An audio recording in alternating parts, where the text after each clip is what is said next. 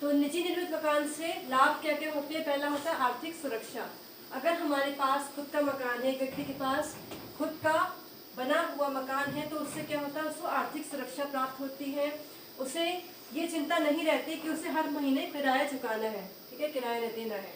और जब नौकरी छूट जाती है, रिटायरमेंट के समय में जब आय घट जाती है, तो उस समय भी क्या होता है? अगर खुद का मकान है तो उससे हमें आर्थिक सहायता मिलती है। कैसे आर्थिक सहायता मिल सकती है? उसे किराए पे उठा सकते हैं, ठीक है, या हम उसे बेच सकते हैं अगर हमें ज़रूरत नहीं है तो, अगर 2-3 मकान है, ठीक। फिर यदि मकान हमारा शहर में है और उसे किराए पर दे सकते हैं, ठीक, कुछ भाग किराए पे लग जाता है तो उससे क्या होता है? आर्थिक मदद मिलती है। विपत्ति के समय का सहारा भी होता है एक घर, ठीक है। अगर हमारे परिवार में बहुत ही ज़्यादा कुछ ऐसी बुरी घटना हो गई है या संकट का समय है, ठीक है, तो हमें क्या हो सकता है? हम क्या कर सकते हैं? उसको बेच सकते हैं, ठीक। और ज़मीन हो या मकान हो, दोनों की क्या होते हैं? उनकी कीमत लगातार बढ़ती रहती है। ज़मीन की कीमत ज़्यादा बढ़ती है, मकान की कीमत उसके कहाँ पर है, किस लोकेशन में है, कैसा उसमें सुविधाएं, उस हिसाब से मकान की कीमत बढ़ती है। तो ये दोनों ही हमारे आर्थिक दृष्टि से बहुत ही लाभकारी सिद्ध होते हैं। फिर सेकंड है कलात्मक अभिव्यक्ति। जैसे मैंने बताया कि अगर हमें अपना घर बनाना है और हमारे अंदर कोई कलात्मक अभिव्यक्ति, यानी कि हमारे अंदर कोई छुपी प्रतिभा है जिसे हम निखारना चाहते हैं, तो ये अपने मकान में ही हमें करने को मिल सकता है। किराए मकान में हम कुछ नहीं कर सकते, ठीक है।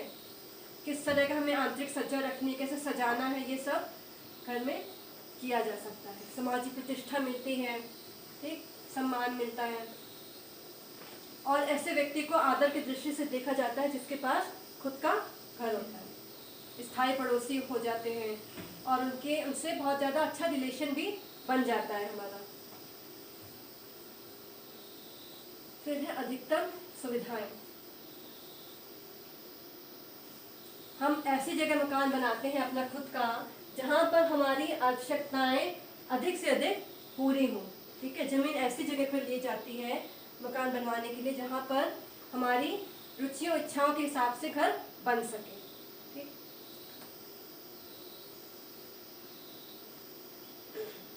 फिर नेक्स्ट है अतिरिक्त सुविधा हेतु दूरगामी योजनाएं।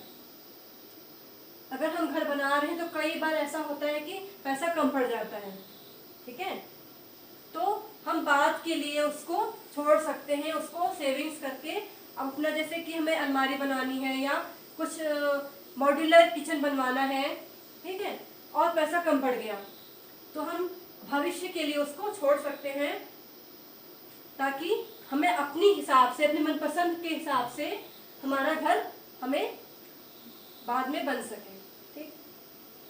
या दूसरी मंजिल बनवानी है, 3rd फ्लोर बनवाना है, तो उसके लिए भी हमें क्या होता है? भविष्य के लिए उसको छोड़ देना पड़ता है। फिर धन की बचत भी होती है इससे। अगर हमारा खुद का मकान तो किराए पे उठा सकते हैं उसको, ठीक है, और किराए से जो राशि आएगी उसको हम क्या कर सकते हैं? बैंक में जमा कर सकते हैं, ठीक है, एफडी खोल सकते हैं। तो उससे क्या होता है? लगातार हमारे पास नियमित रूप से आर्थिक कंडीशन मजबूती होती है, ठीक। इसीलिए बड़े बड़े शहरों में, महानगरों में क्या होता है? बहुत ज्यादा किराया लिया जाता है। अगर घर अच्छी जगह पर है, मकान किराए का, फिर खाली स्थान का उचित उपयोग, जैसा कि मेरा नाम क्या है, सलोनी ने बताया कि हम उसका उपयोग किचन गार्डन बनाने में कर सकते हैं, लॉन बना सकते हैं, बगीचा बना सकते हैं। लेकिन इसमें क्या होता है कि हमारी बहुत मेहनत लगती है और पैसा भी ज़्यादा खर्च होता है।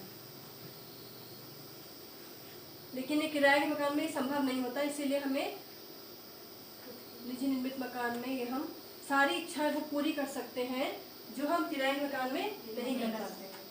अब कुछ हानियां भी होती हैं, ठीक है, कुछ नुकसान भी होते हैं इसके। जैसे कि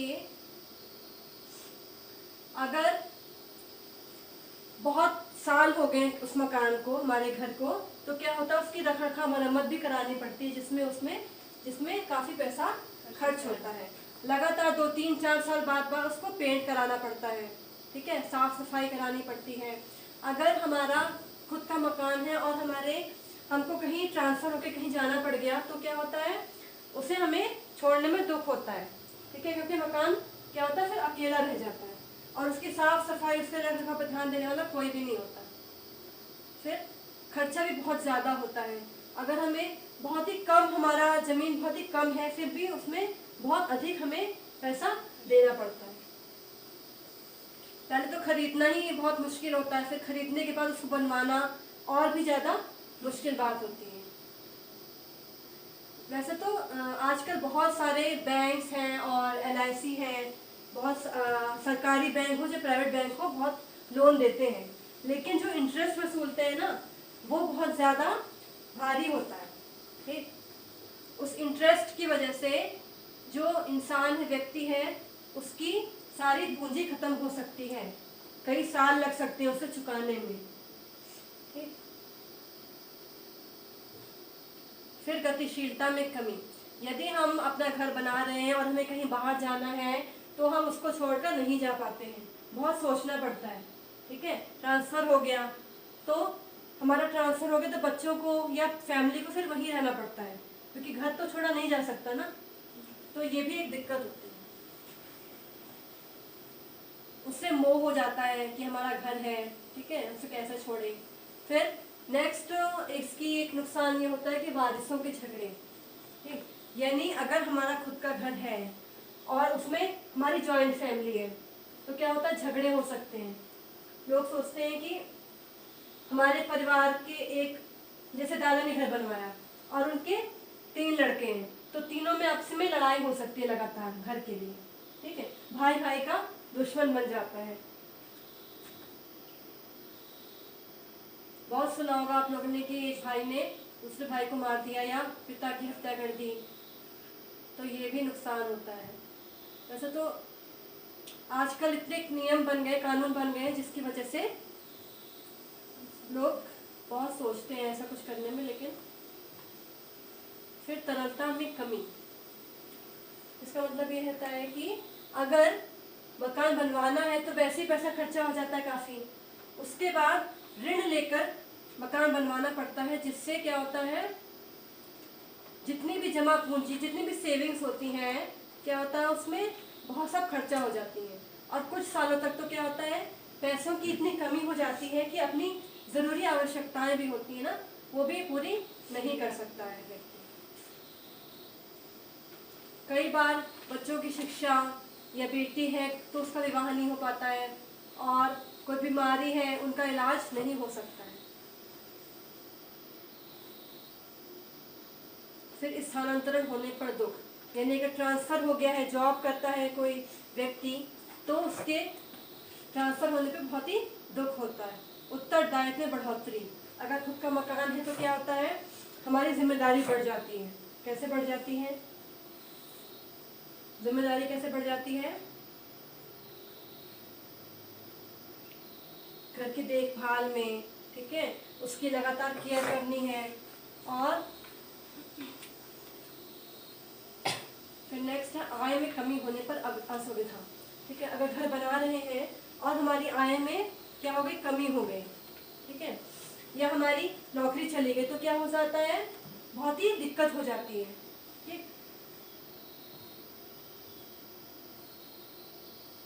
अगर हमने घर ये सोच के बनवाया है कि आगे चलकर हम इसे बेच देंगे, या ज़मीन इसलिए ली है कि हम इसको जैसे मूल्य बढ़ जाएगा तो इसको हम बेच सकते हैं, इससे हमें आर्थिक क्या होगा, प्रॉफिट होगा। तो अगर अचानक से मूल्य घट जाता है तो क्या होता है, हमें बहुत ही नुकसान उठाना पड़ सकता है। तो ये सब भी सोचना पड़ता है। अब आ गया तुम्हारा, ये तो था निजी निर्मित मकान, जो खुद का मकान होता है। फिर किराए पर उपलब्ध मकान, ठीक है। अब कोई भी व्यक्ति, चाहे वो गांव में रहता हो, शहर में रहता हो, अगर नौकरी करता है या पढ़ाई करता है दूर, तो क्या होता है, उसको एक निश्चित धनराशि देकर अपना एक जगह पर रहना पड़ता है, उसे कहते हैं किराए का मकान, ठीक है। और व्यक्ति क्या होता है, किराएदार होता है। अब इसमें लाभ क्या क्या होते हैं, कम उत्तरदायित्व। हमारी कोई जिम्मेदारी नहीं होती है कि हमें घर को इस तरह से सुधारना है, ऐसे संवारना है, ठीक है, और इसके पेंट कराना है, इसमें घर में देखना है, इसका रखरखाव करना है, कोई मतलब नहीं होता है। बदलने में आसानी होती है। अगर हमें हमारा ट्रांसफ़र हो गया है, ठीक है, या हमें कहीं और जाके पढ़ना है, तो उसको हमें बदलने में कोई दुख नहीं होता, उससे हमारे कोई मोह नहीं रहता, जो कि खुद के घर में होता है। फिर स्थानांतरण की दिशा में अधिक सुविधा होती है। ट्रांसफ़र के समय में हमें कोई तकलीफ नहीं होती, फैसिलिटीज़ ही मिलती, पूंजी की बचत होती है, ठीक है, यानी हमारी सेविंग्स ही होती है, क्योंकि किराया इतना ज़्यादा नहीं होता है। हम अपनी सोच समझ से, अपने हिसाब से किराए का मकान देखते हैं, जिससे कि हमारी सेविंग्स भी होती रहे। फिर अधिक गतिशीलता, यानी हमारी जो मूवमेंट होती है वो ज़्यादा होती है, ठीक है, हम कहीं भी जा सकते हैं किराए मकान को छोड़ के, लेकिन घर को छोड़ के नहीं जा सकते। तो इसके क्या हो गए, लाभ होते हैं। आरंभिक व्यय में कमी, जो हमारा व्यय होता है, खर्चा होता है, उसमें हमारी कमी होती है। किराए के मकान में अगर हम रहते हैं तो हमारा जो खर्चा होता है वो बहुत ही कम हो जाता है। अब कुछ हानियां भी होती हैं, जैसे कि आर्थिक हानि, ठीक, आर्थिक हानि में क्या होता है कि अगर हमें बड़े शहर में रह रहे हैं और ऐसी जगह पे रह रहे हैं जहाँ पर हमें जो किराया है, किराएदार है, जो मकान मालिक है, वो हमसे पूरा 1 साल का एक बॉन्ड बनवाता है और बहुत ज़्यादा पैसा वसूलता है, तो उससे क्या होता है, आर्थिक हानि भी हो सकती है, ठीक है, और हमें रहना भी ज़रूरी होता है। फिर सुविधाओं में कमी होती है। अगर हमारा जो मकान है, जो किराए का मकान, वो ऐसी जगह पर है जहाँ पर कोई सुविधा नहीं है, ठीक है, और हमारी जॉब ऐसी है कि हम ट्रांसफ़र नहीं ले सकते, तो वो क्या होता है, हमारे लिए एक नुकसान होता है, प्राप्ति में कठिनाई होती है। हमें जैसा मकान चाहिए, जिस जगह पर चाहिए, वो हमें नहीं मिलता है, ठीक है, तो हमें उसे प्राप्त करने में भी कठिनाई होती है। हम ये सोचना पड़ता है कि हम कौन सी जगह पर अच्छा सा किराया मकान ढूंढ सकते हैं। मकान मालिकों द्वारा परेशानी, ये तो बहुत ही ज़्यादा दिक्कत वाली बात होती है। मकान मालिक अगर उसी जगह पर रह रहे जहाँ पर हमारे किराए, जहाँ पर हम रहते हैं, तो किराएदार और मकान मालिक दोनों साथ में रहते हैं, तो क्या होता है, आपस में कुछ ना कुछ क्लेश होता ही, झगड़ा होता है। मकान मालिक ये चाहता है कि हमारा जो किराएदार हमारे हिसाब से रहे, लेकिन किराएदार क्या सोचता है कि हमारे मकान मालिक हमारे साथ कुछ भी इंटरफेयर ना करें, ठीक है, हम जैसे रहते हैं वैसे ही रहने दें, तो इससे क्या होता है, क्लेश होता है आपस में। फिर पड़ोसी अस्थायी होते हैं, ठीक है, क्योंकि किराए मकान में जगह बदलनी पड़ती है लगातार, क्योंकि बहुत सारे हमें किराए मकान रहना पड़ता है, तो क्या होता है, पड़ोसी स्थायी नहीं हो पाते, ठीक है, बहुत बार हमें घर बदलना पड़ता है, तो क्या होता है,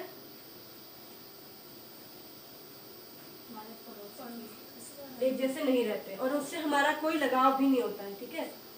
फिर मकान में अगर खुला स्थान है तो उसका उपयोग हम नहीं कर सकते हैं, ठीक है, अगर बाहर है तो बाहर कोई चीज़ नहीं रख सकते, अपना गार्डन नहीं बना सकते, कुछ नहीं कर सकते। स्वास्थ्य की दृष्टि से अनुपयुक्त, अगर किराए का मकान ऐसा जिसमें सीलन है, ठीक है, और हवा नहीं आ रही, धूप नहीं आ रही है, तो क्या होता है, वो हमारे स्वास्थ्य की दृष्टि से बहुत ही बेकार होता है। कभी कभी हमें मजबूरी में ऐसा किराया मकान देखना पड़ता है जो हमारा वर्क प्लेस उससे बहुत दूर होता है, ठीक है, तो उसमें भी हमें असुविधा होती है। जैसे बड़े बड़े शहरों में होता है, ऐसे छोटी जगह में तो नहीं होता, बड़े जैसे दिल्ली है, गाजियाबाद है, ठीक है, कानपुर है, तो हमें दूर लेना पड़ता है। अगर अपने पैसा बचाने के लिए तो हमें बहुत ही दूर अपने वर्क प्लेस पर जाना पड़ता है। उससे क्या होता है, उससे पैसा खर्चा होता है, लेकिन समय ज़्यादा लगता है। अब हम किराए मकान अगर लेते हैं तो उससे पहले हमें क्या क्या बातें ऐसी हैं जो हमें ध्यान में रखनी चाहिए, ठीक है। ऐसा मकान लेना चाहिए किराए पर जो कि हमारे कार्यस्थल, जहाँ पर हम कार्य करते हैं, बाजार से स्कूल, डाकघर, पोस्ट ऑफिस पास में हो, पार्क हो, ठीक है, ताकि हमें हमारा जो पैसा है, समय है और शक्ति है, वो ज़्यादा बर्बाद ना हो, ठीक है। अगर किराए मकान ऐसा है जहाँ पर मकान मालिक भी रहते हैं, तो दोनों में क्या होता है, लगातार खटपट होती, झगड़ा होता ही रहता है, तो ऐसा मकान ढूंढना चाहिए जहां पर किराए मकान मालिक ना हो, ठीक है, अधिक टोका टोकी ना करें। ऐसा मकान होना चाहिए किराए का जिसमें धूप आए, रोशनी और लगातार वायु का मतलब जो आवागमन होता रहे।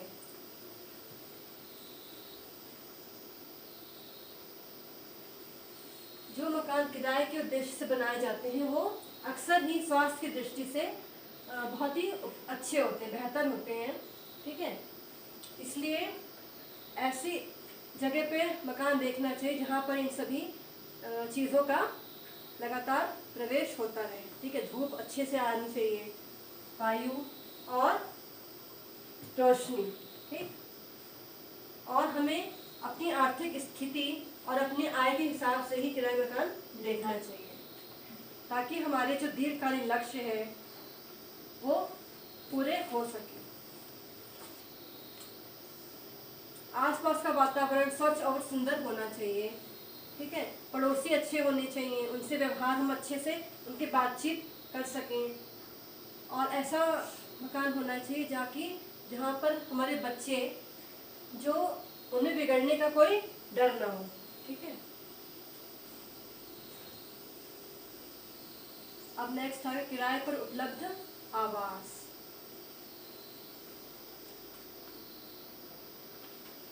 अब कुछ बड़े बड़े जो बिल्डर्स होते हैं वो क्या करते हैं, शहरों और महानगरों में एक बहुत सारे परिवारों को लेकर उन्हें किराए मकान उनको देते हैं। जैसे कि कुछ निजी संस्थाएं होती हैं, कंपनी द्वारा मकान बनाए जाते हैं, ठीक है। सरकार अथवा किसी स्वायत्त संस्था के स्वामित्व के मकान होते हैं और व्यक्तियों द्वारा बनाए गए मकान, ठीक है। तो निजी संस्थाएं, कंपनियां जैसे हैं बिड़ला हो गई, टाटा हो गई, ऐसी बड़ी बड़ी कंपनियां होती हैं जो अपने आवास तैयार करती हैं और जो उनकी कंपनी में काम करते हैं वर्कर्स, उनके लिए बहुत ही उनके लिए फिक्स होता है कि ऐसे वर्कर्स उनकी बनाई गई जो बिल्डिंग्स है उसी में रहेंगे, ठीक है। ऐसे मकान बहुत ही सुंदर होते हैं, किराया भी कम होता है, ठीक है, और सुविधा बहुत ज़्यादा होती है। फिर नेक्स्ट होता है सरकार अथवा किसी स्वायत्त संस्था के स्वामित्व के मकान। अब कुछ राज्य और केंद्र सरकारें भी अपने कर्मचारियों को रहने के लिए आवास उपलब्ध कराती हैं। जैसे यूनिवर्सिटीज़ होती हैं, कैंपस हो गया, कोई कॉलेजेस होते हैं, बहुत सारे ऐसे सरकारी विभाग होते हैं जो अपने कर्मचारियों को खुद ही आवास उपलब्ध कराते हैं बहुत ही कम राशि में, ठीक है। और उनके वेतन से ही वो राशि प्रतिमाह कट जाती है, ठीक है। तो क्या होता है 7.5 से 10% तक, मतलब बहुत ही कम राशि में वो मकान उपलब्ध कराते हैं अपने कर्मचारियों को। फिर व्यक्तियों द्वारा बनाए हुए मकान, कुछ सरकारी, अर्ध सरकारी और प्रतिष्ठित कंपनियां जो जैसे पहले बताया ना, वो क्या होती हैं, वो तो बहुत ही कम लोग उसको उपलब्ध कर पाते हैं, लेकिन ज़्यादातर जो किराए के मकान होते हैं वो व्यक्तियों द्वारा ही बनाए जाते हैं। जैसे कि हम लोग जहाँ पर रहते हैं, ठीक है, जॉब करने वाले या कॉलेज में जो टीचर्स हैं, ठीक है, वो जहाँ पर रहते हैं ऐसे मकानों में जो कि व्यक्तियों द्वारा बनाए गए होते हैं, ठीक है।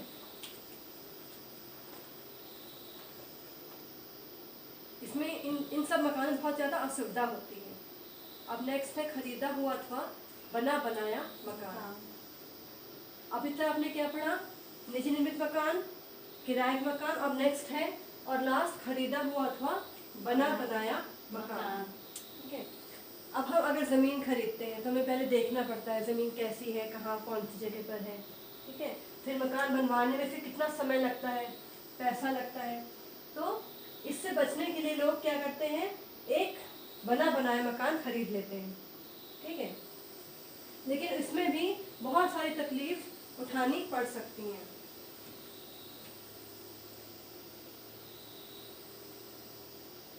अब ऐसे मकान को लेने से पहले कुछ बातें ध्यान में रखनी पड़ती हैं, जैसे उसको जो उत्तराधिकारी है उसका मालिक कौन है, जो मकान हम खरीद रहे हैं उसका मालिक कौन है, ठीक है। अगर मकान पर ऋण लिया गया है तो क्या पूरा हो चुका है लोन या उसको कुछ चुकाना शेष है।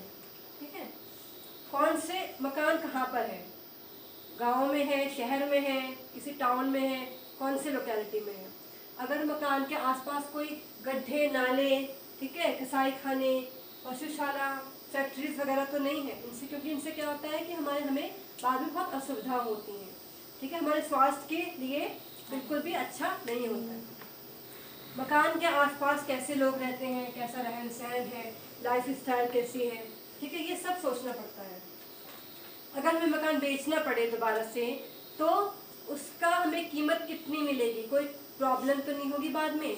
ये सब सोचने के बाद ही मकान खरीदने पर ध्यान देना चाहिए। और हम जहाँ पर मकान ले रहे हैं उसका भविष्य कैसा है, यानी कि वहाँ पर हमें बाद में रोड है या नहीं है, ठीक है, कैसा माहौल है, पार्क है, गार्डन है, और वो मेन मार्केट में है या नहीं, ये सब सोचना पड़ता है। ठीक है, मजबूती कितनी है, कौन से इंजीनियर ने बनाया है, ये सब सोचने के बाद ही हमें मकान खरीदना चाहिए। बना बनाया मकान खरीदने से भी लाभ भी होते हैं, जैसे कि समय और शक्ति की बचत होती है, मतलब पैसा भी कम लगता है, और पैसा तो लगता है लेकिन जो निजी निर्मित मकान होता है उससे पैसा भी कम लगता है, और हमारा जो समय है, ठीक है, टाइम कम लगता है, और हमारी एनर्जी, ठीक है, बहुत ही कम खर्च होती है, और हम अपनी आय और बजट के हिसाब से मकान खरीद सकते हैं। यानी कि हमारा अपने लिमिटेड जो हमारा बजट है उसमें हम मकान खरीद सकते हैं, लेकिन जो हम मकान बनवाते हैं उसमें हमारा कितना पैसा भी खर्चा हो सकता है, उसकी कोई लिमिट नहीं है, तो पैसा भी उसमें बचता है। अब अगर मकान बना बनाए खरीदते हैं तो उसमें हमें नक्शा पास करवाना, बिजली कनेक्शन लेना, से कुछ नहीं करना पड़ता है। ठीक है, सब कुछ हमें हाथों हाथ मिल जाता है। अगर हमें धन बचाना है, ठीक है, तो उसके लिए भी घर खरीदना और बेचना बहुत ही अच्छा बिजनेस होता है। कोई अवकाश लेना नहीं पड़ता है, छुट्टी लेनी नहीं पड़ती घर बना मकान खरीदने के लिए, तो हमारा समय शक्ति सब बचता है। अब कुछ हानियां भी होती हैं, जैसे कि अगर हमें मकान को बेचना है या हम रह रहे हैं, तो अगर इंजीनियर ने या ठेकेदार ने बहुत ही घटिया किस्म का सामान लगाया है, सीमेंट, सरिया, ईंट अच्छी नहीं लगाई है, तो उससे क्या होगा, आगे चलकर हमें दिक्कत हो सकती है। ठीक है, मकान मजबूती नहीं होती है। ठीक है, इसलिए इनका जो जीवन काल यानी पीरियड होता है, टाइम पीरियड बहुत ही कम होता है। बिजली का तार, अगर उसने इलेक्ट्रीशियन अच्छा नहीं है, उसने क्या किया, कोई भी बेकार से तार लगा दिया, ठीक है, तो क्या होता है, शॉर्ट सर्किट हो सकता है, किसी को बच्चे को करंट लग सकता है। ठीक है, प्लास्टर झड़ना, ये सब शिकायतें आम होती हैं बने बनाए मकान में। अब उसमें कैसा सामान, कंक्रीट, बालू, सीमेंट उसने अनुपात में रखा है या नहीं, ये सब हमें नहीं पता होता है, तो आगे चलकर कुछ भी दिक्कत आ सकती है। ठीक, अब नेक्स्ट हानि ये होती है कि सीमेंट की मात्रा अगर कम नहीं होनी चाहिए। अगर सीमेंट कम होगी तो क्या, जो गारा होता है उसका निर्माण अच्छे से नहीं होगा, और क्या होगा, ईंट जुड़ तो जाएगी लेकिन बाद में वो निकल भी सकती है। ठीक है, इससे क्या होगा, मजबूती कम हो जाती है। आ रहा समझ में, ये आगे के लिए आपके लिए बहुत उपयोगी होगा। ठीक, अगर हमें दीवार जोड़नी है, ठीक है, उसके लिए सीमेंट चाहिए होता है, तो सीमेंट को पकाने के लिए बहुत ही पर्याप्त मात्रा में पानी की ज़रूरत होती है, और अगर हमें जिसने कोई इंजीनियर है या ठेकेदार है, कॉन्ट्रैक्टर, उसने अगर पानी की मात्रा कम रखी है, तो उससे क्या होगा, उससे भी घर की मजबूती अच्छी नहीं होगी। ठीक है, और ये बात तो बिल्कुल 100% ये कह सकते हैं कि इसका जो जीवन काल होता है वो क्या होता है, अपने खुद के मकान से बहुत ही कम होता है। ठीक है, तो आपको समझ में आ गया इतना? तो बताओ फिर क्या क्या लाभ होते हैं खुद के मकान से, बोलो।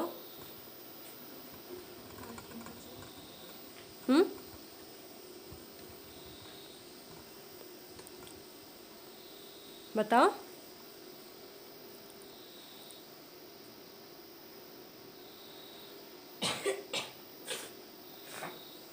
हमें खुद के मकान से ये लाभ होता है कि मतलब जब हमारा खुद का मकान हो तो वो हमारे हिसाब से बनता है जैसा चाहिए। और जैसे कि किराए का मकान है, फिर हमने जो लिया हुआ मकान होता है उससे अच्छा मिलता है। मतलब कि उसमें सीमेंट वगैरह सब कुछ हमने अपने हिसाब से, मतलब अपने हिसाब से दिया, उसके लिए बजट दिया होता है।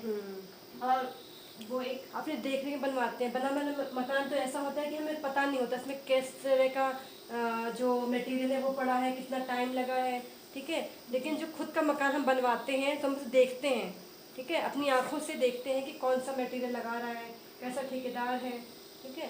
तो उससे क्या होता है, बहुत ही अच्छा बनता है। और हानियाँ क्या होती हैं इससे? तुम बैठो, नेक्स्ट तुम बताओ।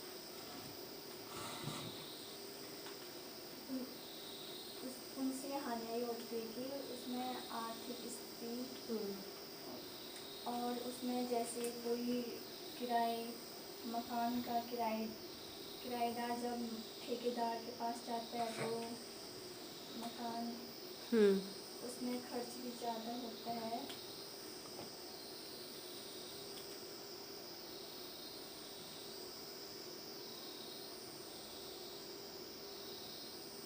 और उसमें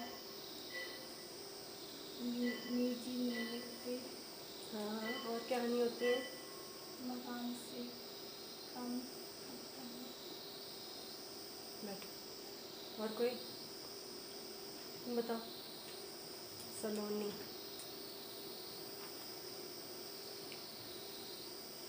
जो घर हम खुद निर्मित करते हैं उसमें थोड़ी बहुत हानियाँ हैं।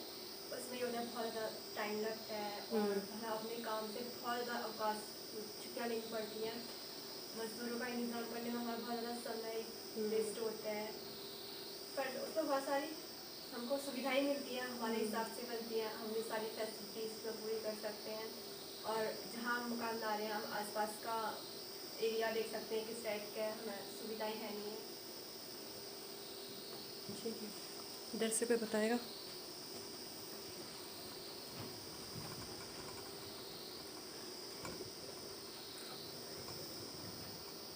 बताओ। तुम लोगों को समझ में नहीं आया कुछ? बोलो फिर। हमें ये होती है कि इसमें हमें श्रम भी ज़्यादा लगता है और इसमें समय और धन भी ज़्यादा लगता है। और जिस पर लाभ ये होता है कि हम इसे अपनी मर्जी से जैसा बनाना चाहें वैसे बनवा सकते हैं। और बस यही होता है। इतना सारा बताया था मैंने। स्थानांतरण होता है तो दुख होता है, उसको छोड़ नहीं सकते हैं, कहीं जा नहीं सकते हैं, उसमें जो लगाव होता है हैं? बस इतना ही बताया मैंने। इतने सारे तो हानियाँ होती हैं उसमें। उसको लगातार हर दो 3 4 साल बाद पेंट कराना पड़ता है, ठीक है। पैसा खर्चा होता है, गतिशीलता में कमी होती है।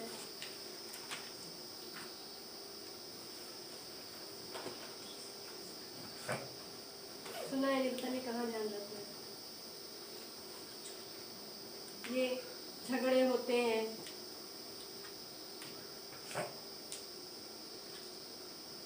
बस एक टॉपिक सुन लिया, बस उसी को बस पढ़ लिया, बस हो गया। पैसा जमा होता है और ये नहीं होता, ये तो नुकसान ही है नहीं है? जी। गतिशीलता में कमी होती है, स्थानांतरण होने पर दुख होता है, खर्चा अधिक होता है।